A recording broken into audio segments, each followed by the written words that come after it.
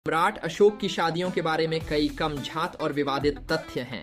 ऐतिहासिक स्रोत, विशेष रूप से बौद्ध ग्रंथ जैसे महावंश और अशोकावदान, कुछ विवरण प्रदान करते हैं, लेकिन बहुत कुछ अस्पष्ट है।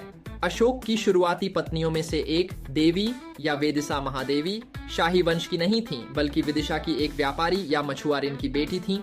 वह महेंद्र और संघमित्रा की माता थीं, जिन्होंने बौद्ध धर्म के प्रसार में महत्वपूर्ण भूमिका निभाई।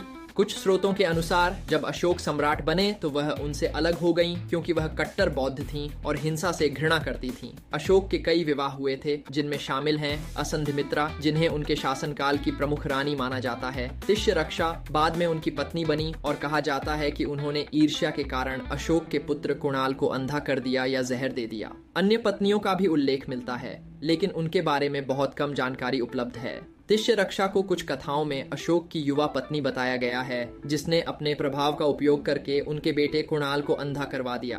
कुछ कथाओं में यह भी कहा गया है कि उसने अशोक को जहर देकर मारने का प्रयास किया। अशोक के विवाह और पारिवारिक जीवन से जुड़े कई पहलू अब भी रहस्य बने हुए हैं, क्योंकि उनके बारे में ऐतिहासिक प्रमाण सीमित है।